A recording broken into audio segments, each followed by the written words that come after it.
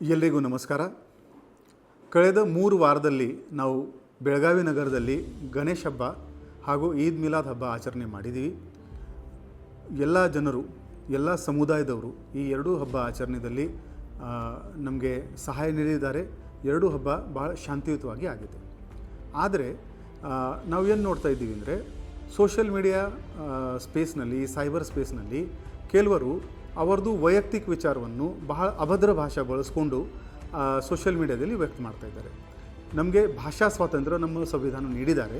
ಆದರೆ ಆ ಭಾಷಾ ಬಳಸುವಾಗ ಸೋಷಿಯಲ್ ಮೀಡಿಯಾದಲ್ಲಿ ಆಗಲಿ, ಇಂಟರ್ನೆಟ್ ಮೇಲೆ ಆಗಲಿ ಪ್ರಚೋದನಕಾರಿ ಇರಬಾರ್ದು. ಇನ್ನು ಮುಂದೆ ನಾಳೆಯಿಂದ ನಾವು 15 ನಮ್ಮ ಸಿಬ್ಬಂದಿದು ಒಂದು ತಂಡ ಬರೀ ಸೈಬರ್ ಸ್ಪೇಸ್ ಮಾನಿಟರಿಂಗ್ಗೋಸ್ಕರ ಇಟ್ಟಿದ್ದೀವಿ.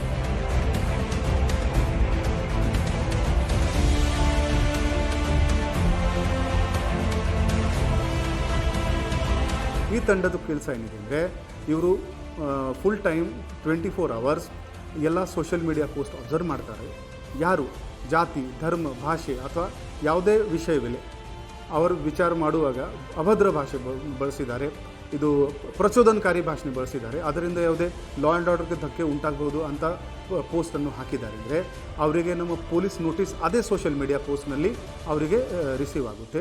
ನಾವು ಅವರಿಗೆ ಪೊಲೀಸ್ ಸ್ಟೇಷನ್ಗೆ ಕರೆ ಮಾಡ್ತೀವಿ, ಅವ್ರದ್ದು ಎಕ್ಸ್ಪ್ಲನೇಷನ್ ತಗೊಳ್ತೀವಿ ಮತ್ತು ಆ ಪೋಸ್ಟ್ ಇಂದ ಏನು ಲಾ ಆ್ಯಂಡ್ ಆರ್ಡರ್ಗೆ ಧಕ್ಕೆ ಉಂಟಾಗೋದು ಸಾಧ್ಯತೆ ಇದ್ದರೆ ಅವರ ಮೇಲೆ ನಾವು ಕ್ರಿಮಿನಲ್ ಕೇಸ್ ಕೂಡ ದಾಖಲು ಮಾಡೋದು ಸಾಧ್ಯತೆ ಇರುತ್ತದೆ.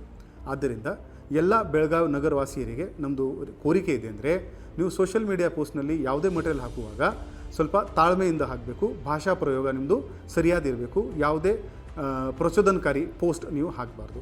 ನಿಮ್ಮ ಎಲ್ಲರ ಸಹಕಾರ ನಾವು ಕೋರುತ್ತಾ ಇದ್ದೀವಿ. ಧನ್ಯವಾದಗಳು.